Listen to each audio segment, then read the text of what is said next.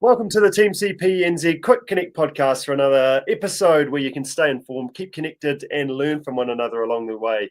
I'm your team captain, Richard Greer, and on today's podcast, we're going to catch up with Jess Lamb, who is one of our TeamCPNZ athletes and resident mountain goat.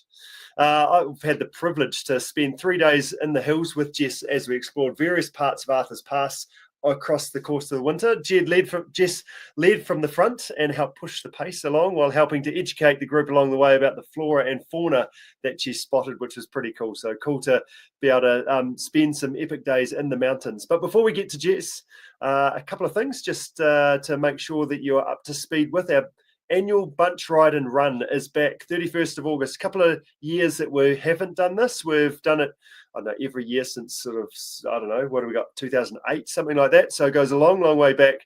We've missed a couple of years because I was away in September, but we are going to meet in Taitap. We have got a coffee cart coming. We've got all our partners lined up as well, from Pure to Essex, etc. And yes, so they're going to be there. So get along. It's a free event. Bring your family. Come for a run around the quarry or head out for a group ride out towards Taitap and back again. So hopefully see you there. Other things, our shop is up and running. Pure Sport Nutrition is now loaded onto that, and there's some deals to be had there as well. So if you don't have the code, let us know and we'll send that through to you. So thanks to Brother Leighton for getting that set up and getting things up and running there as well.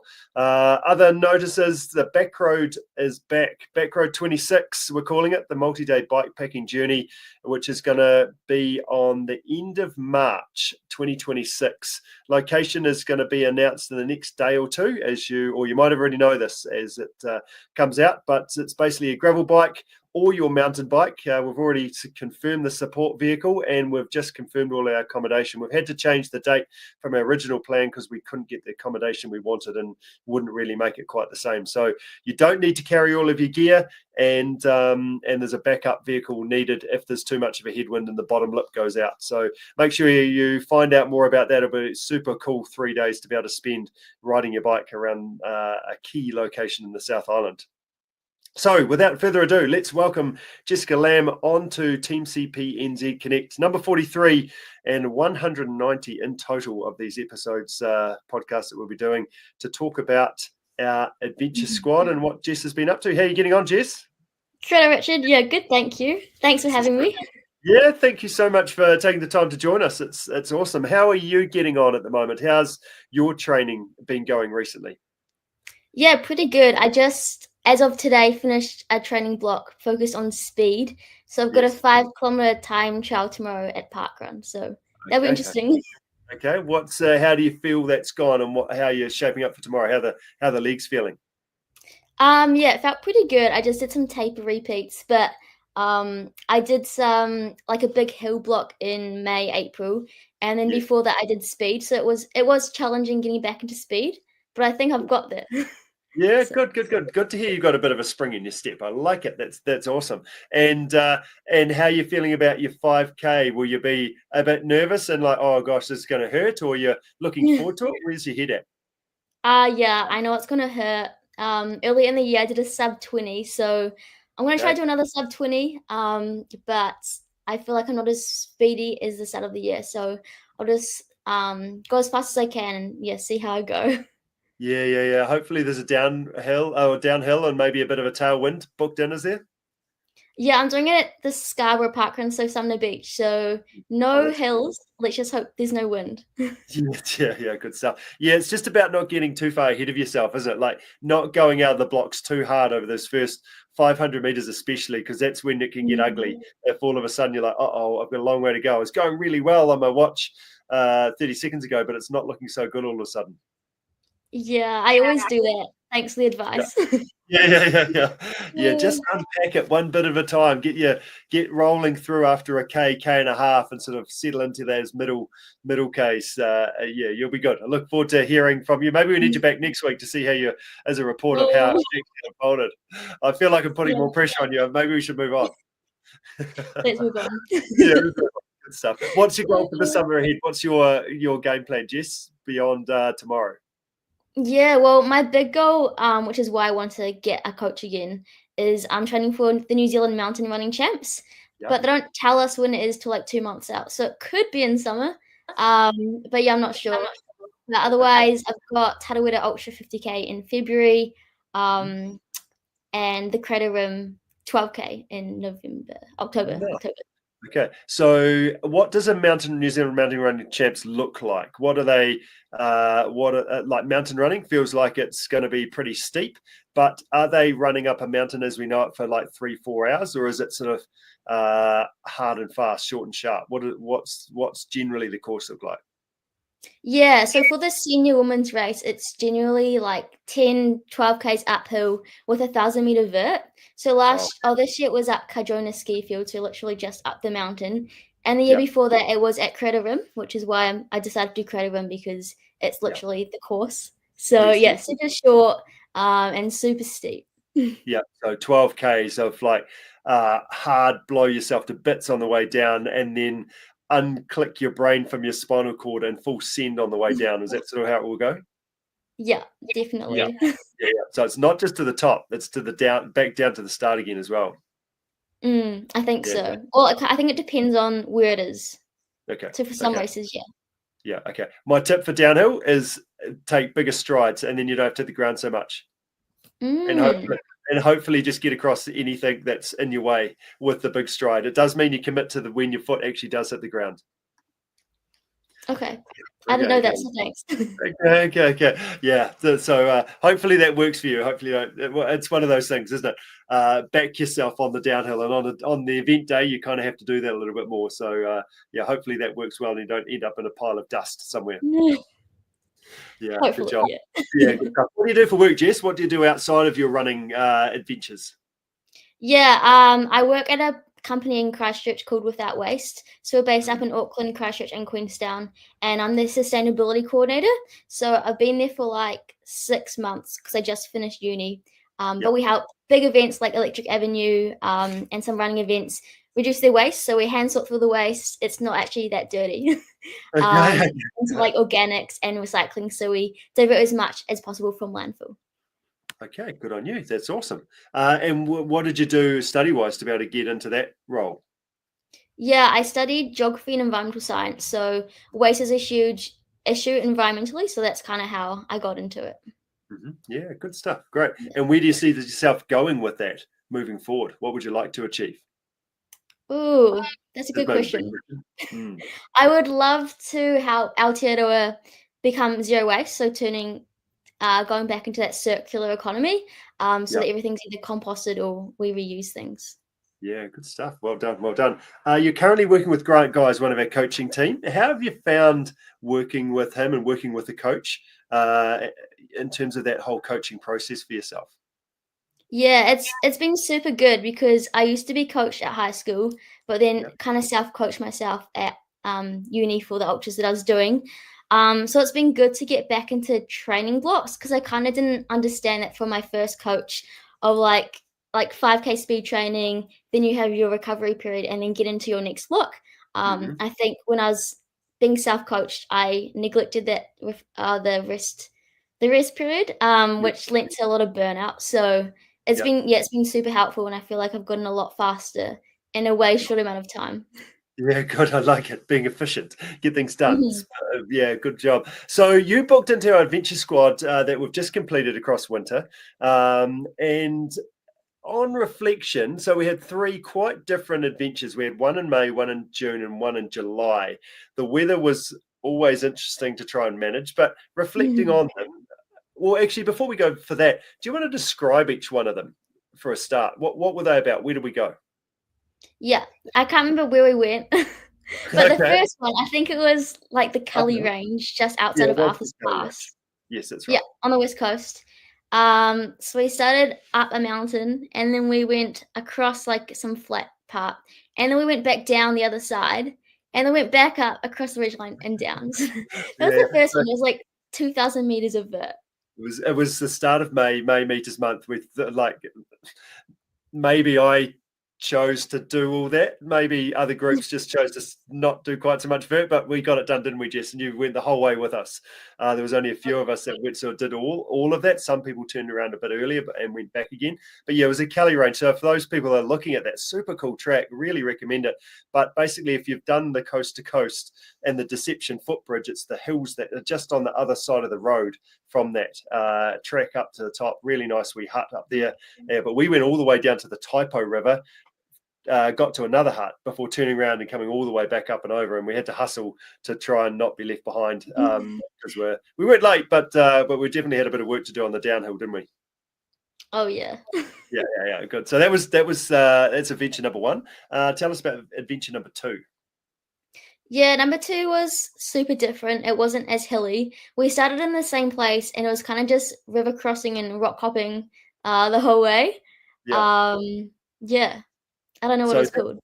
It was Kelly's Creek, actually. So both of those first two were probably the 2 snowiest days that we've had in the foothills, basically. So the second day, like there was lots of snow. We actually stopped on the side of the road and did some snow angels in the snow over Porter's Pass. It was like half a meter of snow there.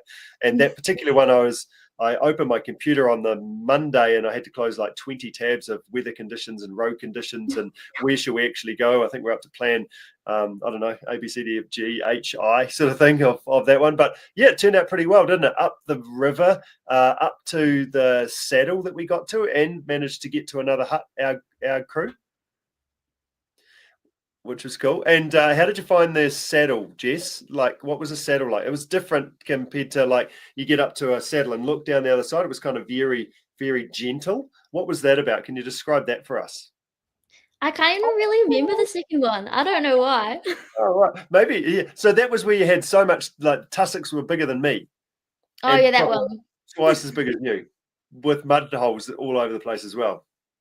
Yeah, no, yeah, it was super muddy. It wasn't as steep as the first one. Oh, in certain parts, yeah, it was. Yeah, I guess it was just a lot harder, especially being short, because it was super muddy and the water was deep, and to use more of that strength.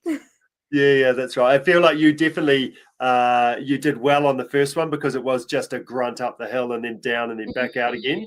Whereas the second one was actually pretty technical, wasn't it? Over the boulders and sort of quite coast to coast-ish actually, and some trail running and things amongst that. But because of the big tussocks and because of the boulders to slip and slide on, like being a bit taller, you can have a bigger stride, whereas you have to sort of probably touch more rocks as you moved across them, unfortunately. But still hung in there and did well. And then we've just finished our final one again in across Arthur's Pass, which was Woolshed Hill. Tell us about that one.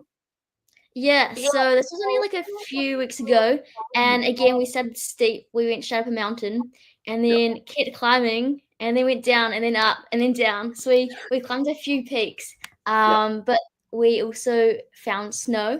So we had to use micro spikes to ensure that it wouldn't slip. But yeah, that one was super fun as well. Not as steep as the first one. Yeah. How did you find the micro spikes? They were cool. Like, I've used them before, but it just makes you super grippy, and it kind of makes you feel like a mountain goat, I suppose, because you can just move up so fast. Yep. Just chuck into four-wheel drive kind of thing, and I'm just going to crunch my way up this sort of thing.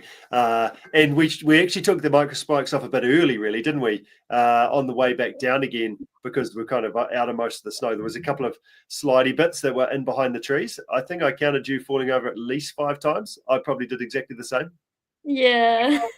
Yeah, because of the mud. It was so slippery once the snow melted. Yeah. So on that particular day, it was again super frosty. Like, it was after we'd had all the lovely clear skies and a really settled period across New Zealand.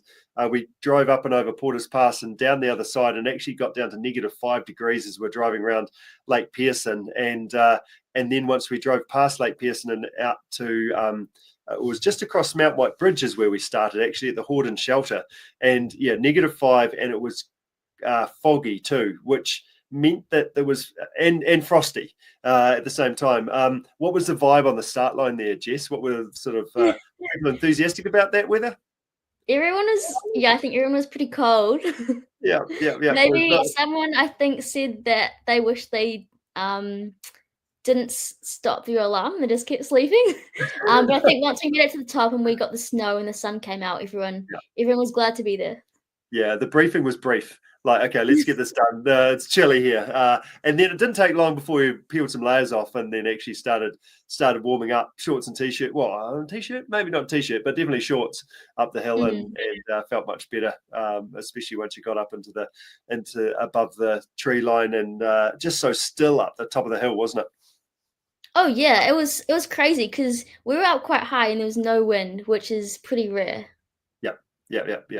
And I think that was the thing for me, is to actually just take a moment there, because it's so rare that you actually have a day at the top of the hill when you can just sit up in, as I say, shorts and t-shirt, and there's no wind at all, and just all these snowy peaks all around you. It was pretty incredible, wasn't it? Oh yeah, and like seeing the inversion layer of the clouds as well, that was pretty cool. Yeah, nice to be above those. So now we've kind of reminded ourselves of those 3 missions. Which was your favorite and why? Definitely the first one. I felt super strong. And I hadn't really I've done some mountain running, but I think that was definitely one of the hardest. So yeah, it was just fun. And we also saw Weta Weta Kokako, which is our native blue mushroom. It looked like this. I got my little earring on. Okay, there you go. Yep. And so they're on our $50 note, but yeah, we weren't expecting to see them. And when we were coming down the hill, we just found like 10 of them. So that was definitely the highlight. Yeah, so they're on a certain, they were at a certain altitude, weren't they, in the bush, and tucked away sort of on the side of the track under different bits of fallen trees and things like that. They were spotted there, weren't they? Yeah, and they're bright blue, so it's really hard to miss. Yeah. And had you seen any of those before? No, that's why I was so excited. It's yeah. So pretty cool to be able to spot those while you're out for a mission, and being native to New Zealand is pretty awesome. But yeah, blue, they definitely probably wouldn't eat them. No. No. So that's cool. How did like, this is the middle of winter, and as I said, we had a bit of weather-wise, we had stunning weather, didn't we? But we drove to the West Coast to find that stunning weather some days. How did winter, being winter, sort of, how did it affect things from your perspective, or affect your experience in terms of getting up into the hills? Yeah, well, I actually like winter, so I'm probably different to most people. But like, you just have to dress warm and then it's fun, you know? I prefer to go out in winter than summer, because summer's just too hot. So yeah, you start in the dark, which isn't ideal. It can be hard to get out of bed. But yeah, definitely fun once you're out there. Once you're out there, that's the key thing, isn't it? Was there ever a time that I could just push the old snooze button, just carry on? Yes, my flatmates thought I was crazy getting up at 5 a.m., but it's worth it. It's so worth it once you are out there. Absolutely, well done. What sort of backcountry experience did you have coming into this? Yeah, I had a bit. So have you heard of the Duke of Edinburgh Award? Yes. Yep. Yeah, so I did the bronze, silver, and gold at high school. So that involved a lot of hiking for multi-day hikes. So I'd done a lot of that. And then I'd done a lot of ultra running in like national parks by myself. So I had done that as well. So that kind of added to it. Yeah. Yeah, good stuff. Okay, so pretty well qualified to turn up. You should be all right. Were you nervous for the first session? Because you probably didn't know anybody either. Yeah, no, I was nervous, especially being an introvert. It's always scary going with new people. But yeah, everyone's so welcoming. So once you introduce yourself in the van, because we kind of went around in a circle and said who we were, how long we'd been in the team, it's a lot easier. Yeah. And it's quite nice over the course of the 3 sessions. There's some people that sort of weren't able to make them to all and come and went a little bit, but you kind of had the core group of people, and we sort of had our group, like we broke into 3 groups. So our group, we kind of got to know each other and who was good for what and good for other bits. How did you find that? Yeah, it was cool because then you know that those people are going to come back, and then those people that are new, you get to meet new people as well. And then I go to the Thursday run club, so it's cool seeing those people that go to run club, but then also go to Venture Squad, so you can get to know them better. Yeah. So you were able to put the boot into James as was for Thursday run club as well. Tell him he's old. No, I would never do that. Very nice, yes. You should next time. Maybe just that he's not old, but he's moving like an old man. Maybe it's more like that. Maybe. Very nice. And for you, could you just because as we said, we broke into those three groups. Could you describe the ability of the three groups, how that sort of looked from your perspective? Yeah, so I think it was like we didn't want to leave anyone behind and to make sure everyone had a fun experience. So all like the speedy people went in the first group and they went off, and then the second group were a bit slower, but they still went quite far. And then the last group, maybe they walked a bit more. So yeah, we just split off into three groups to make sure everyone felt comfortable and the people they were with, and that they would have a fun day out based on their ability. Yeah, that's right. And the way we did that, which I find tends to work quite well, is basically get up and underway, get going, and then stop after 10 minutes or so and just how's everybody? Because sometimes you're feeling good and sometimes you're not. So you might not want to go with the group that you were last time. You might want to push a bit further, or actually you're not feeling brilliant today. So just chill a little bit more. But yeah, it was really nice. We had actually three really even groups numbers wise this year, which was cool. I was about 7 or 8 or so in each group, which was pretty nice. And the third group with Matt cruising along, they generally power walk the whole lot, so there was not really too much running going on for them. So, which is nice because it means that the group is really accessible for people as well. And I think the key kind of idea we think about is, can you walk up a hill without stopping? So you can kind of get into a bit of a rhythm rather than sort of struggling away. So that's kind of the fitness level that we like to sort of think of.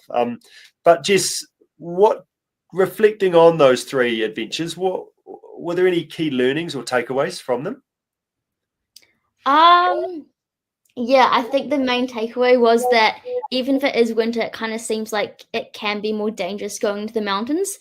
But it kind of showed that, yeah, you can get out as long as you've got some experience, or you go with people that do, you'll definitely be safe. And it's good to get out of the city and go run up some mountains.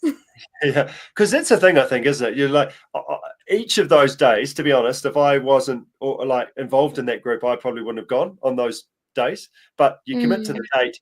I think the beauty of it is where we can be flexible with where we go. So that means that we can manipulate the weather, because otherwise it could have been pretty miserable a couple of those days. So that sort of helps to make it work. But yeah, it's good just to commit to the dates and with the crew, and therefore you can actually get out and have an awesome day and create some of those memories.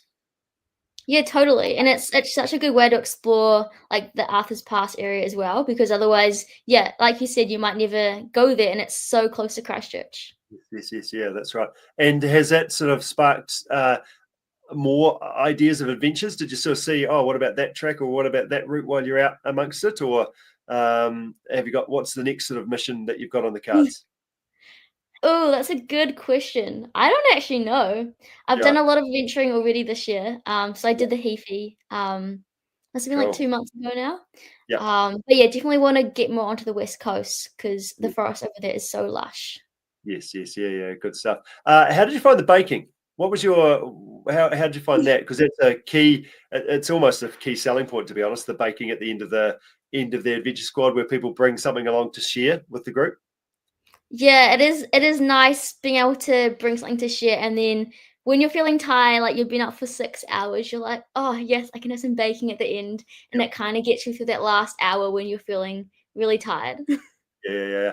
What was your baking that you brought, Jess? I brought peanut butter chocolate cookies.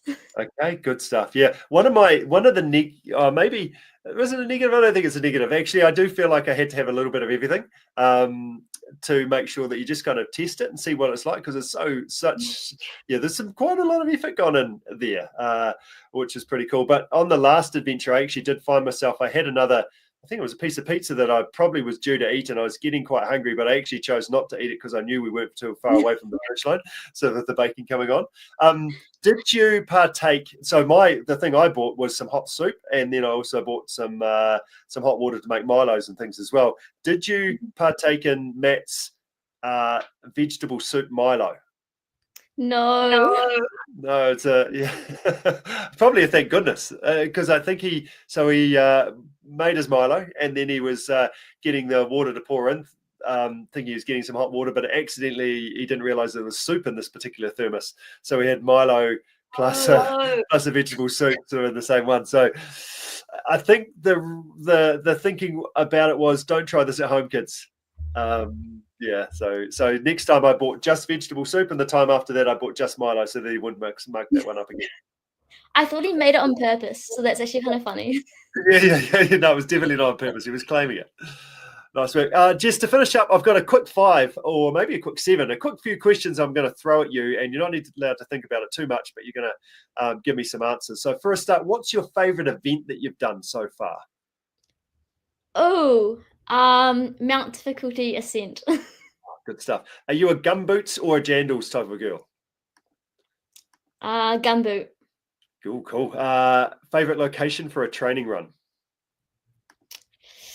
Whirinaki Forest. Whereabouts is that? North Island. Specifically? It's kind of like on the east coast. It's an hour south of Rotorua. Okay, good stuff. Winter or summer? Winter. What's your go-to breakfast? Overnight oats.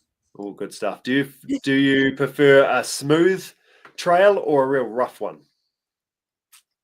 Rough. Okay, good stuff. What's your favorite snack to eat out while out on an adventure? Pretty basic, a banana. Okay, just send it. Yeah, okay, good stuff. And would you prefer a solo run or a run with a group? Group. Yeah, good stuff. Nice work. Well done, Jess. That's awesome. So, yeah, thank you so much for joining us. Super cool to be able to share your experience. Would you recommend it for the future for others? Sorry, and will you be back next year? 100% to both. Yeah, I'll be back. Lock it in. That's awesome. Cool. And another thing that we're going to do next year, which we didn't do this year, we've done a few trips around the place. We've been down to Little Mount Peel, to Middle Mount Peel, and we've also been up to Lewis Pass. So next year, we're going to have a Lewis Pass trip, which will involve sort of a night in Hamner, and then making the most of the day out on the Sunday. So we're just working on the dates. So get amongst that when you see those pop up. But thank you so much for joining us, and all the best for your next adventure and the mountain running champs, and most importantly, your 5K tomorrow. Thanks. Yeah, well done, Jess. Take care. See ya. Yeah.